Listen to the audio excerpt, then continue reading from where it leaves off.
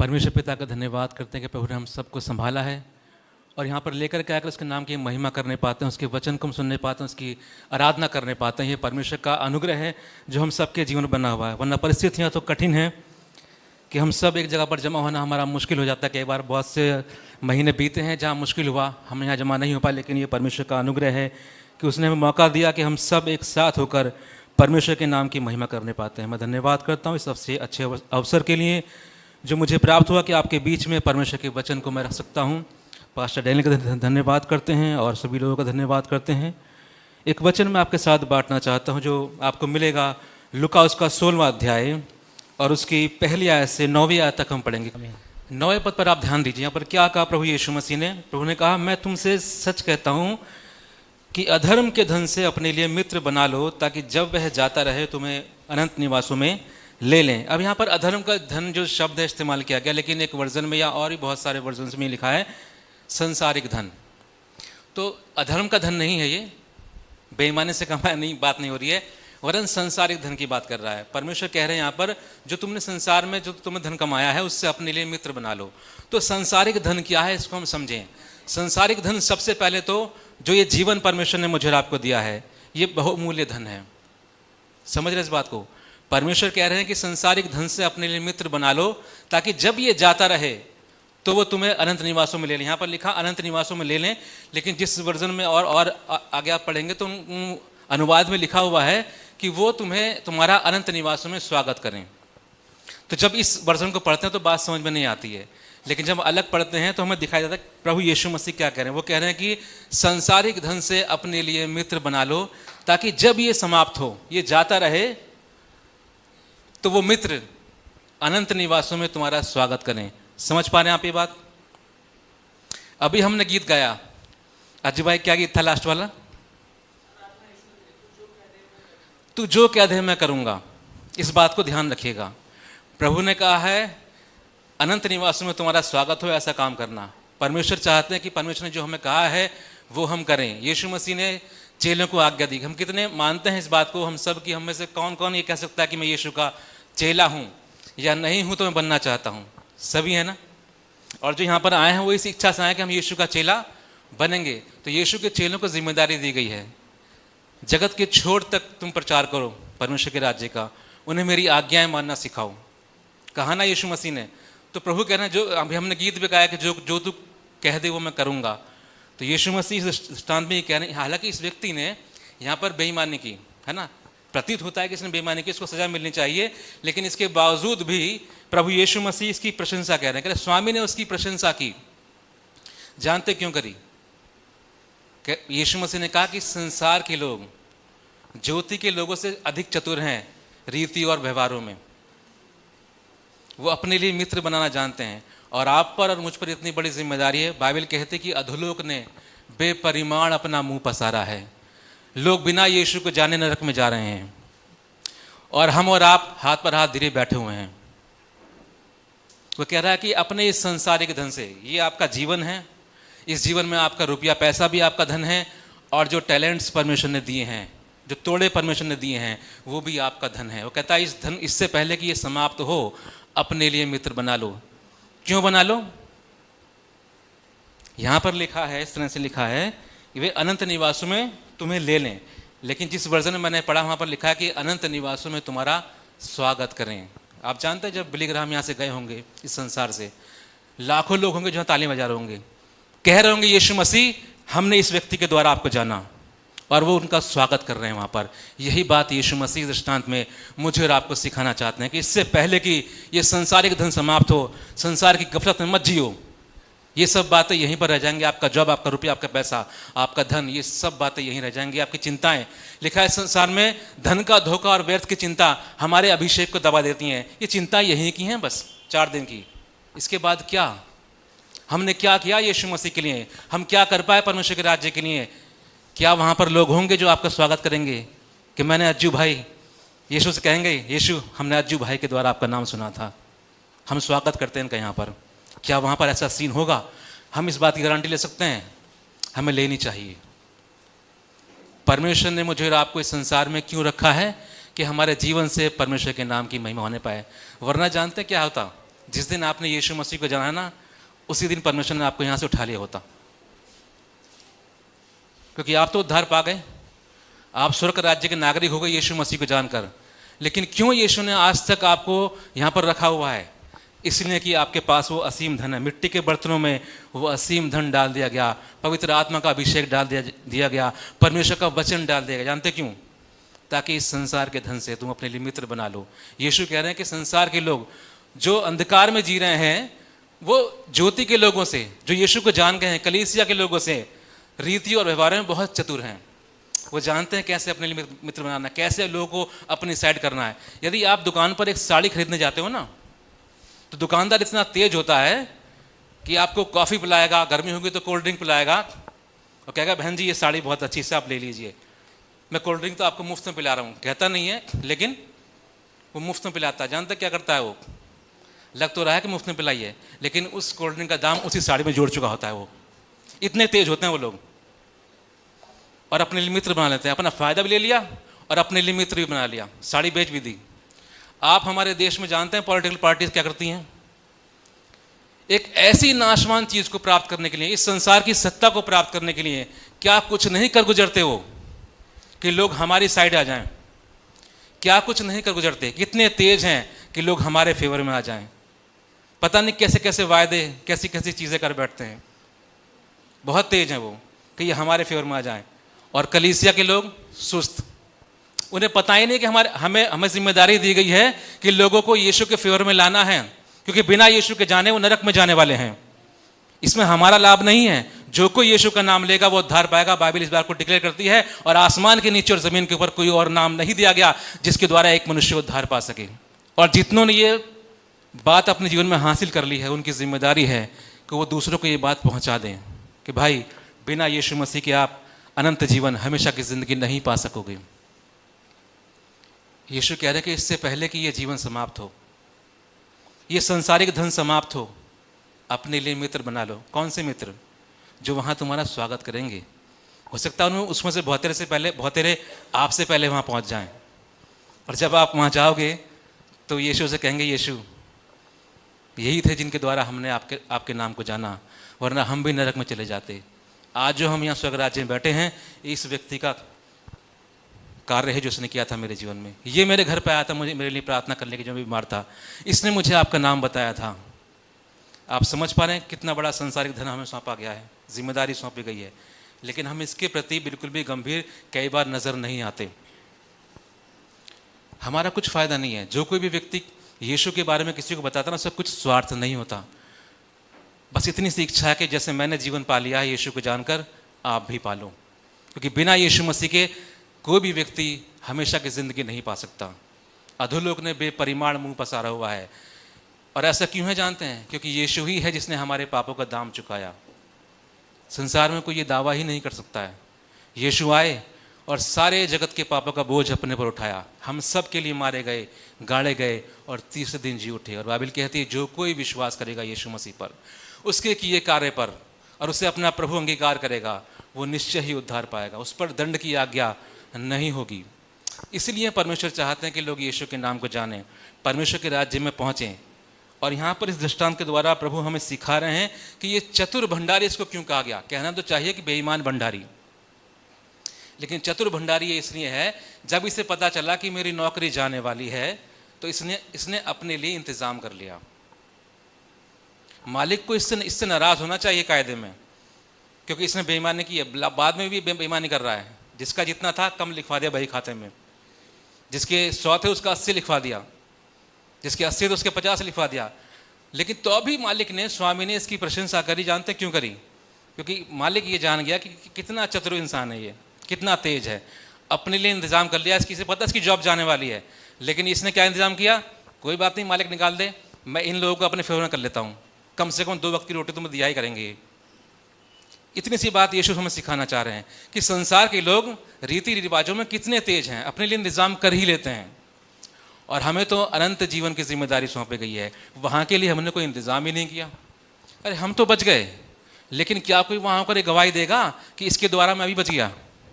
कोई होगा जो आपका वहाँ स्वागत करेगा, अनंत निवासों में ले ले, मतलब वहाँ पर लोग आपका वेलकम करें कि हमने इनके द्वारा प्रभु आपको जान लिया था।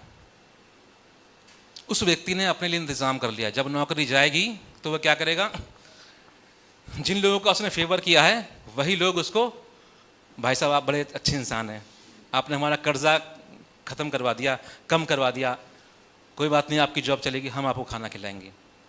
बहुत तेज होते संसार के लोग रीति रिवाजों में, कैसे अपना काम निकाला जाता है, कैसे लोगों को अपने फेवर में किया जाता है बखूबी जानते हैं।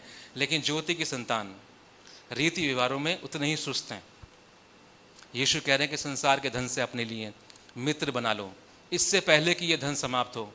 परमेश्वर चाहते हैं अपने संसार के धन से अपने लिए मित्र हम बना लें, ताकि अनंत निवासों में वही मित्र हमारा स्वागत करें। कितने लोग ये बात समझ पा रहे हैं, या ऊपर से जा रही बात? ऊपर से नहीं जाना चाहिए, क्योंकि महत्वपूर्ण बात है ये, इसको समझना ज़रूरी है। हम ऐसे ही यहाँ पर नहीं बैठे हैं। मैं फिर इस बात को कह रहा हूँ कि यदि हमारे ऊपर जिम्मेदारी ना होती इस बात की, तो जिस दिन आपने यीशु को जाना उस दिन आप स्वर्ग राज्य में चले गए। जैसे उस चोट से कहा था ना यीशु मसीह ने, तो आज ही मेरे साथ फिरदौस में होगा, स्वर्गलोक में होगा, वैसे ही जैसे ही विश्वास किया तुरंत स्वर्गलोक में। ज़रूरत क्या है यहाँ पर रहने की, जबकि ये संसार मुझे आपको बिगाड़ देगा यहाँ पर रहेंगे तो। फिर भी प्रभु ने छोड़ा क्यों? क्योंकि आप ही हैं जिनके द्वारा कोई और इस बात को जानेगा। पवित्र आत्मा आपके वसीले से आपके अंदर होकर कार्य करेगा और किसी के पास ये शुभ संदेश पहुंचेगा, ये गुड न्यूज़ पहुंचेगी, और इसे जानकर वो उद्धार पाएगा। ये जिम्मेदारी मुझे और आपको दी गई है, सौंपी गई है। और इसी के लिए परमेश्वर कह रहे हैं कि संसार का धन, सबसे पहले तो ये हमारा जीवन है, फिर हमारा रुपया पैसा भी हो सकता है, और हमारे तोड़े भी हो सकते हैं, टैलेंट भी हो सकते हैं। कोई अच्छा गाता है, कोई अच्छा बजाता है, कोई अच्छा बोलता है, कोई अच्छे से प्रार्थना कर सकता है। प्रभु कह रहे हैं कि इस धन से अपने लिए मित्र बना लो। प्रभु ने जब बुलाया है तो आपको योग्य भी किया है। कोई ये नहीं कह सकता कि मेरे पास तो कुछ है ही नहीं। शायद आप केवल शांति के 2 बोल बोल सकते हो, किसी के लिए काफ़ी है। शायद आप किसी के पास जाकर उसके कंधे पर हाथ रखकर उसके साथ उसके दुख में सहभागी हो सकते हो, काफ़ी है। परमेश्वर ने दिया है हमें। जब हम ऐसा करते हैं तो लोग यीशु को जानते हैं और उसके किए उद्धार को प्राप्त करने पाते हैं। वरना लोग बिना यीशु को जाने नरक में जाने वाले हैं, ये सच्चाई है। क्योंकि बिना यीशु के हमारे पाप क्षमा नहीं हो सकते, क्योंकि उसी ने हमारे पापों का दाम चुकाया है। और बिना पाप क्षमा हुए हम स्वर्ग में नहीं जा सकते, क्योंकि वो पवित्र स्थान है, वहाँ पाप की कोई एंट्री नहीं है। लेकिन जिसके पाप क्षमा हुए यीशु पर विश्वास करके, वो वहाँ जा सकता है, जाएगा ही। क्योंकि लिखा है, जितने उस पर विश्वास किया है उस पर दंड की आज्ञा नहीं है। परमेश्वर ने मुझे और आपको एक जिम्मेदारी दी है। यीशु ने कहा, जाओ जगत के छोर तक लोगों को चेला बनाओ, उन्हें मेरी आज्ञाएं, मेरी बातें मानना सिखाओ। संसार में एक धन आपको दिया गया है, ये जीवन आपको दिया गया है। इससे पहले कि ये समाप्त हो, अपने लिए मित्र बनाइए। संसार में बहुत सारी बातें करने के लिए है ना, मौज पर वीडियो बनानी है, टिकटॉक तो बंद हो गया खैर, और भी बहुत सारी बातें हैं, जॉब भी करनी है, फेसबुक पर भी जाना है लाइव। बहुत से लोग प्रचार के लिए नहीं जाते, बहुत सी बातों के लिए जाते हैं। सब चीज़ें करनी हैं, लेकिन याद रखिएगा ये जीवन इन सब बातों से बढ़कर, मैं नहीं कह रहा कि ये बातें गलत हैं, लेकिन इन सब बातों से बढ़कर आप जो ज्योति के संतान बन गए हैं, आप पर एक महत्वपूर्ण जिम्मेदारी डाल दी गई है। और ये आपकी चॉइस नहीं है।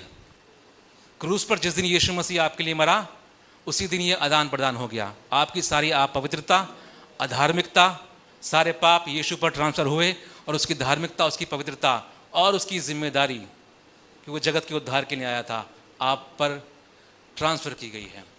अपने आप ही आ गई, आप इसे इनकार कर ही नहीं सकते। जितनों ने यीशु को जानकर उद्धार पाया है, उनके ऊपर जिम्मेदारी अपने आप आ गई है कि उनके द्वारा ये संदेश और बहुत से लोगों तक पहुँचे, ताकि वो भी उद्धार पाएँ। हम इससे बच नहीं सकते। आप खुद तो उद्धार पा गए हैं, लेकिन वहाँ पूछा जाएगा कि संसार के धन से आपने किया क्या? क्या नून तेल लकड़ी में ही फंसे रहे? यीशु कह रहा है कि तुम इन बातों की चिंता मत करना कि क्या खाओगे, क्या पियोगे और क्या पहनोगे। तुम्हारा स्वर्ग पिता तुम्हारे मांगने से पहले जानता है, तुम इन बातों की आवश्यकता है। इन बातों की चिंता मत कर, वरना तुम क्या करना, तुम परमेश्वर, उसके राज्य धर्म की खोज पहले करना, तो ये सब वस्तुएं तुम्हें मिल जाएंगी।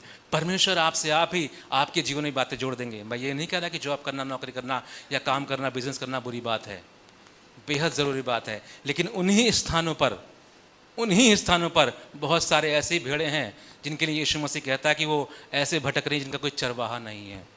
आप जानते जहाँ आप काम करते हैं वहीं बहुत सारे लोग डिप्रेशन में हैं, वहीं बहुत सारे लोग अशांति में पड़े हुए हैं, वहीं बहुत सारे लोग ऐसे हैं जिनके घर में कलेश है और आप वहाँ ज्योति लिए अपने अंदर बैठे हुए हैं। आपको मालूम है इनका कलेश यीशु के नाम से कट सकता है, आपको मालूम है इनके जीवन में शांति यीशु को जानकर आ सकती है, लेकिन आप उसे छुपाए बैठे हैं। यहाँ पर आकर प्रचार करने का मैं यहाँ पर अक्सर प्रचार नहीं करता हूँ मैं, लेकिन जहाँ मौका मिलता है वहाँ यीशु का नाम ज़रूर बताया जाता है। तो ये ज़रूरी नहीं है कि सब आकर यहाँ प्रचार करेंगे। आप जहाँ पर हैं वहाँ पर भेड़े हैं जिनका कोई रखवाला ही नहीं है, चरवाहा ही नहीं है, लेकिन एक चरवाहा है जिससे उनको इंट्रोड्यूस करने की आवश्यकता है, यीशु से उनका परिचय कराने की आवश्यकता है। और जिन पर यह जिम्मेदारी है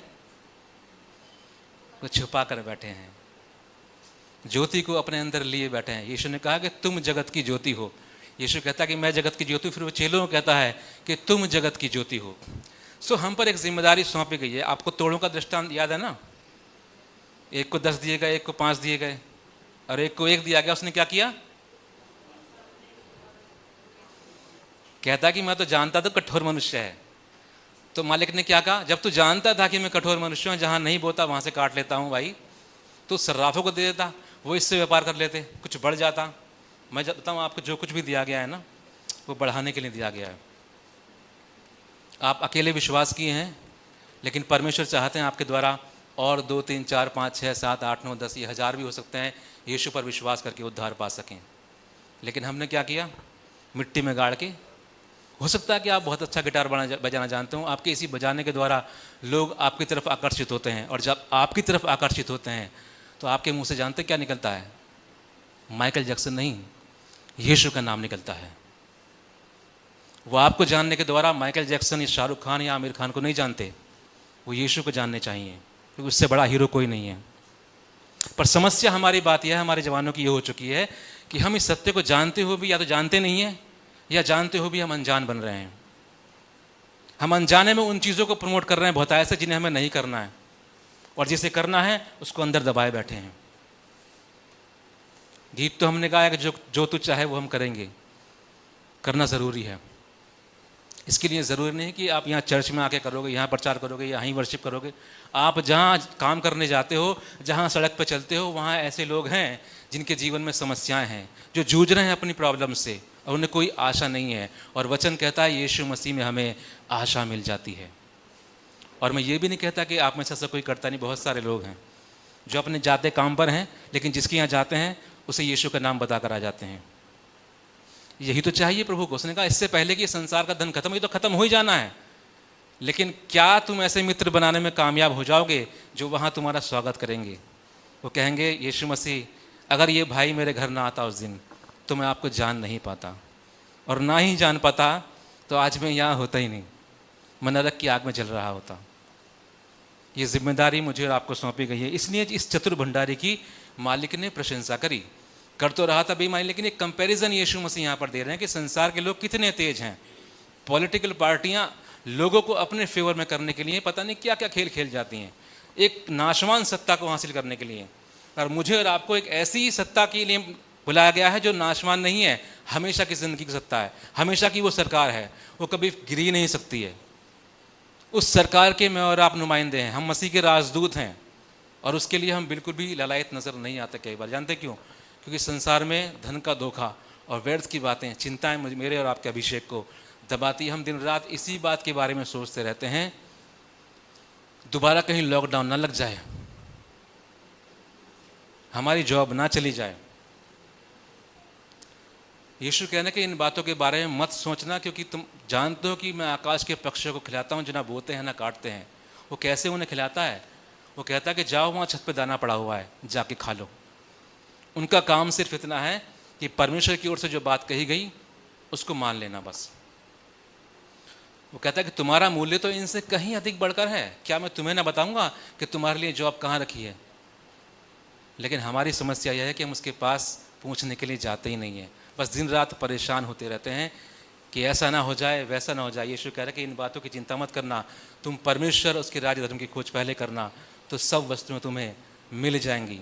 मैं नहीं जानता आपके जीवन में कैसी समस्या इस समय चल रही हैं, लेकिन यीशु वो नाम है जो सब नामों में आला है और आपकी हर समस्या पर जय पाता है।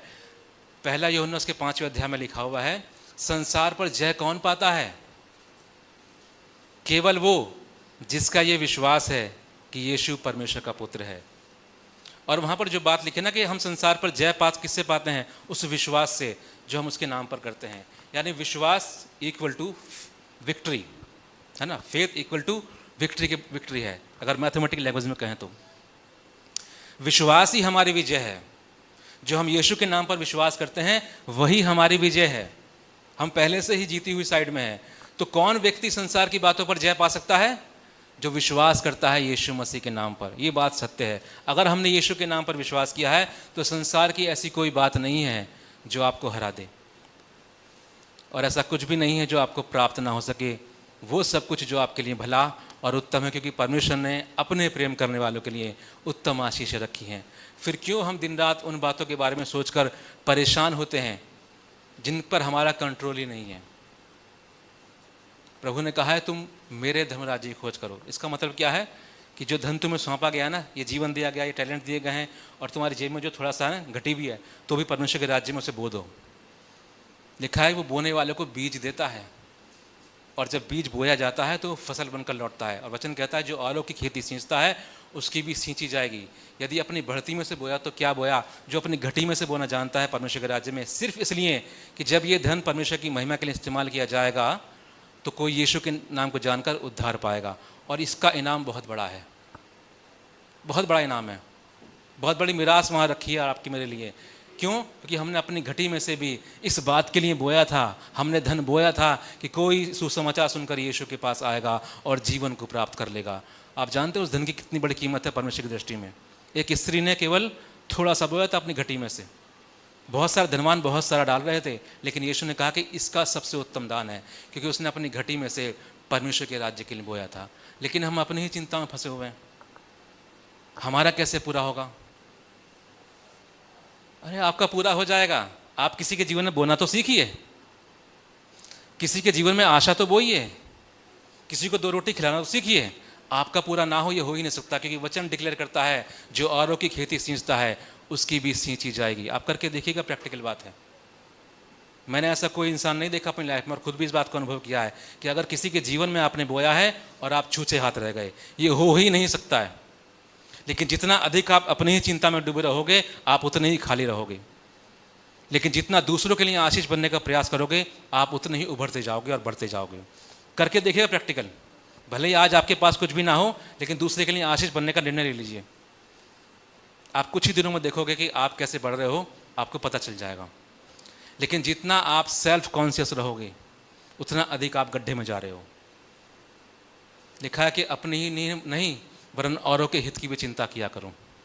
और जो औरों के हित की चिंता करता है परमेश्वर उसके हित की चिंता करता है, और जिसकी साइड में परमेश्वर खड़ा हुआ है वो हार नहीं सकता है। इसलिए जान लीजिए कि संसार के धन इससे पहले कि समाप्त हो, अपने लिए मित्र बना लीजिए, अपने लिए मित्र बना लीजिए। वो मित्र जो वहाँ आपका वेलकम करेंगे कि यदि ये ना आते, इनसे ना हम मिलते तो प्रभु आपको नहीं जान पाते। क्या हम ऐसा करने के लिए तैयार हैं? क्योंकि हमने गीत गाया है, जैसा तू कहेगा वैसा हम करेंगे। और ये परमेश्वर ने जिम्मेदारी मुझ पर और आप पर ही दी है। ज़रूरी नहीं कि सब पास्टर बन जाएंगे, ज़रूरी नहीं है कि सब अज्जू भाई की तरह आराधना कराएंगे यहाँ पर आकर, लेकिन ये धन तो हम सबके पास दिया गया है, वह है यीशु का नाम। वो मुझे और आपको दूसरों की ज़िंदगी में बोना है, और जो परमेश्वर ने हमें धन दिया है उसको भी परमेश्वर के राज्य में बोना है। और जब हम बोएंगे तो ऐसा कोई भी नहीं है जो बढ़ती हुई ज़िंदगी को ना देखे, अपने जीवन में बढ़ोतरी को ना देखे, क्योंकि ये तो परमेश्वर की जिम्मेदारी है। युद्ध हमारा नहीं है, युद्ध परमेश्वर का है, संग्राम तो यहोवा ही का है। लेकिन हमें सिर्फ उसके साथ उसमें जुट जाना है, उस कार्य में। यीशु ने हमें जिम्मेदारी दी है, इसलिए यहाँ पर इस चतुर भंडारी की प्रशंसा की गई। लेकिन जो तोड़े को दबा देता है, परमेश्वर कहते हैं कि तूने ऐसा क्यों किया? तुझे तो ये बोना था, तू नहीं बोल सकता था कि सर्राफे को दे देता, वो उससे बिजनेस कर लेते, बढ़ जाता। परमेश्वर ने मुझे और आपको बहुत कुछ दिया है। आगे लिखा वहीं पर मत्ती में 25वें अध्याय में 29 पद में लिखा हुआ है शायद, जिसके पास है उसे और दिया जाएगा, और जिसके पास नहीं है उससे वह भी जो उसके पास है ले लिया जाएगा। तो हम ये कह ही नहीं सकते कि हमारे पास नहीं है, कुछ तो है जो हमारे पास है। जानते क्या है? ये जीवन हमारे पास है, ये सांसें हमारे पास हैं। शायद जेब में थोड़ा सा रुपया भी है, और मैं जानता हूँ कि यदि मैं बाइबल के प्रकाशन के लिए इसको बो दूंगा तो कोई बाइबल पढ़ करके, नया नियम गिडियंस पढ़ करके भी, गिडियंस मुफ्त में नहीं छपती है बाइबल, जो नया नियम हमारे हाथों में आता है, पैसे लगते हैं, लेकिन कोई है जो बोता है उसके लिए, और जो बोता है वो खाली कभी नहीं रहता, उसके पास फसल वापस लौटती है। एक दाना बोया जाता है और वो उस एक दाने के साथ जब बाल निकलते हैं ना, बालें निकलती हैं गेहूं की, तो बहुत सारे गेहूं होते हैं। तो आपके पास बीज है, जान लीजिएगा, आपके हाथों में बीज है, चाहे सैलरी थोड़ी सी हो, इनकम थोड़ी सी हो, लेकिन उसमें एक बीज है। किसान के पास बीज है, यदि वो बीज को बोने के बजाय बीज को भी खा जाएगा तो फसल नहीं आ सकती, फिर बीज को तो बोना पड़ता है। और बाइबल कहती है एक विश्वासी के लिए बीज बोने का स्थान क्या है? परमेश्वर का राज्य है, क्योंकि मेरा पिता किसान है और ये जो परमेश्वर का राज्य है वो खेत के समान है, इसमें बीज बोना है। इसमें बीज जब बोया जाता है तो वो फसल बनकर वापस लौटता है, और ना सिर्फ बोने वाला वरन और बहुत सारे लोग आशीष पाते हैं। तो क्या नहीं है हमारे पास? ये सांसें हैं, ये जिंदगी है, सब कुछ है हमारे पास, और थोड़ा बहुत परमेश्वर ने हमें धन भी दिया है, हमें आशीष की है। बाइबल में एक प्रिंसिपल है फाइनेंशियली ग्रोथ करने का, बोने और काटने का। यदि इस सिद्धांत को हम फॉलो नहीं करेंगे तो हम फाइनेंशियली कभी भी ग्रोथ नहीं कर सकते। इस बात को समझ लीजिएगा। सारपत की बेवा ने एलिया के जीवन में बोया था, तभी 3.5 साल तक खाती रही। जब तक उस देश में अकाल रहा उसके मटके का आटा और कुप्पी का तेल खत्म नहीं हुआ। क्यों? क्योंकि घटी में से उसने परमेश्वर के राज्य में बोया था। और जो बोता है वो फसल प्राप्त जरूर करता है, याद रखिएगा। और इस जब चीज़ को हम बोते हैं तब जानते क्या होता है?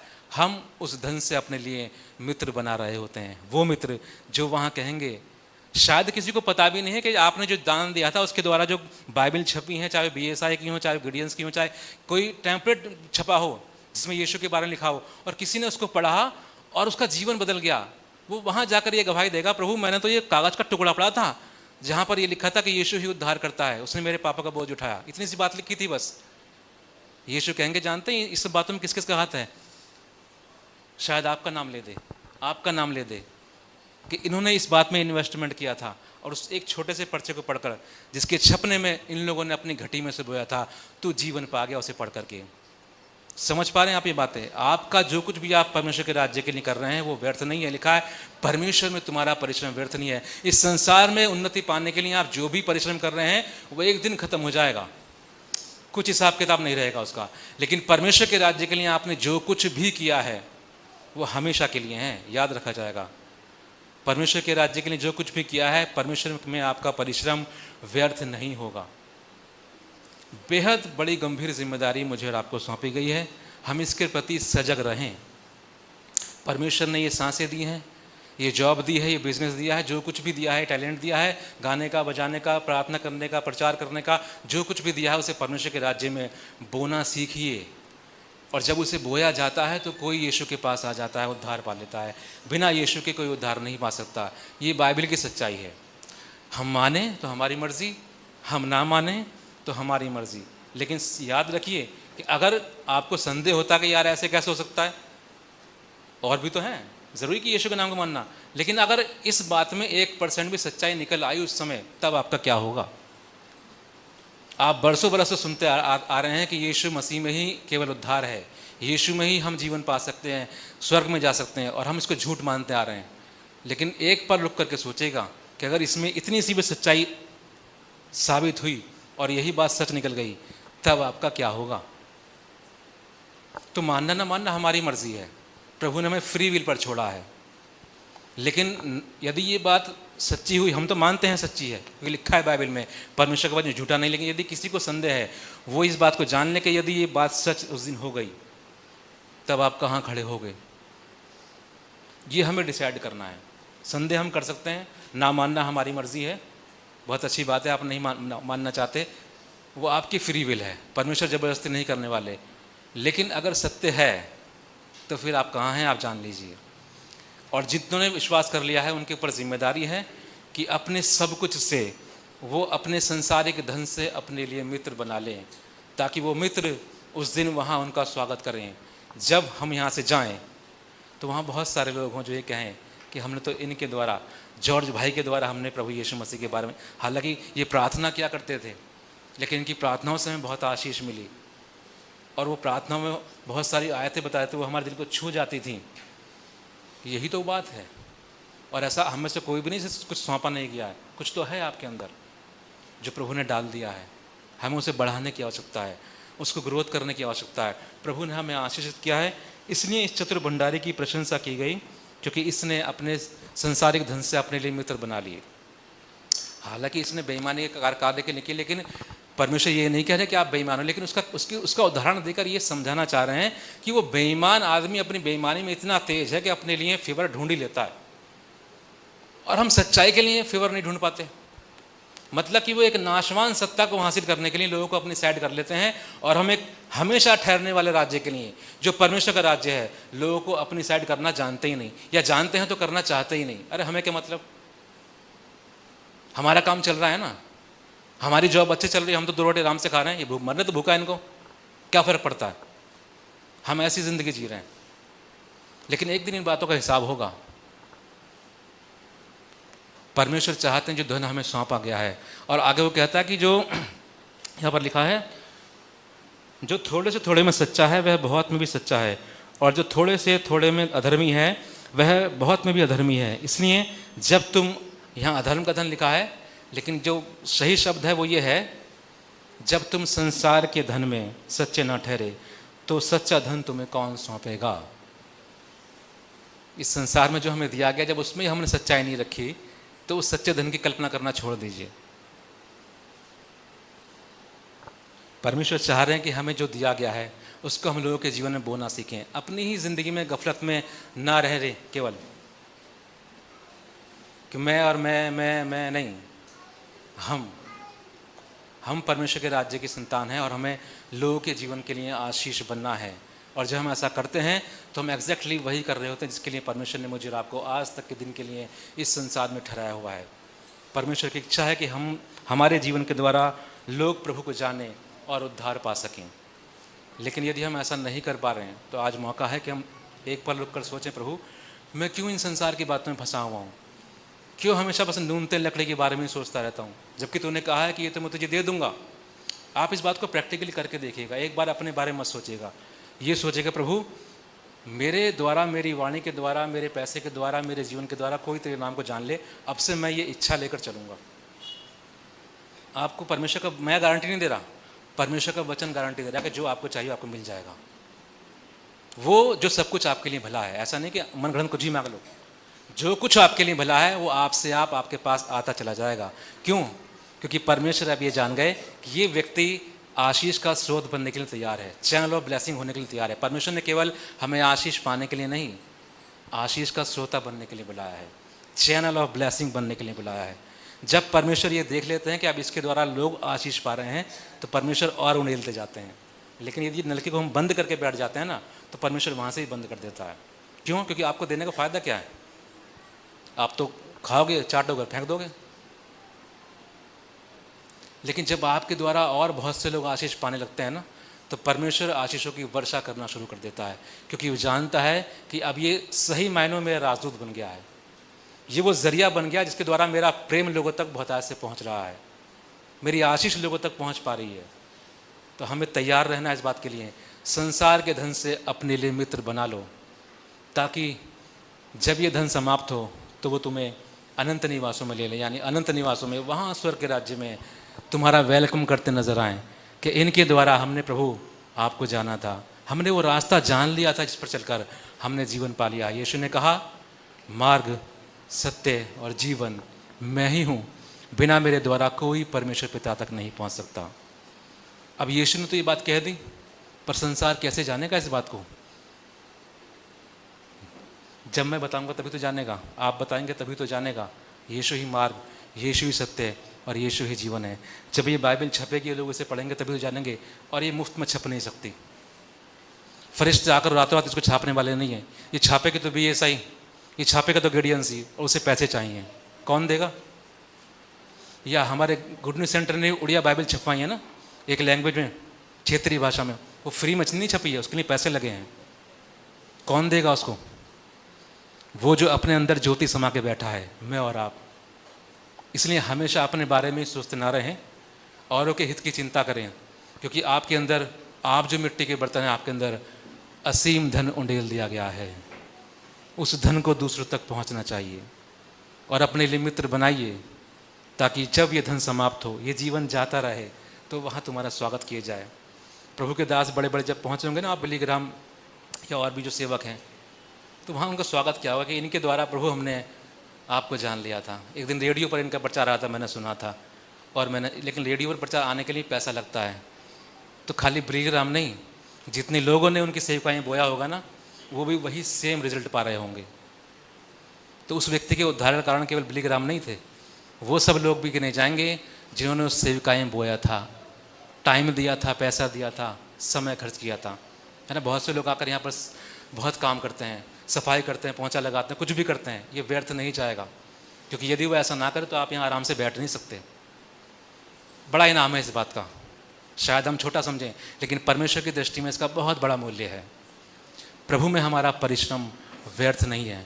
इससे पहले कि संसार का धन समाप्त हो, चाहे वो आपका रुपया हो, आपका टैलेंट हो, आपका जीवन हो, अपने लिए मित्र बना लीजिए, ताकि जब ये संसार का धन जाता रहे तो आपके लिए वो मित्र हों जो वहाँ आपका स्वागत करें।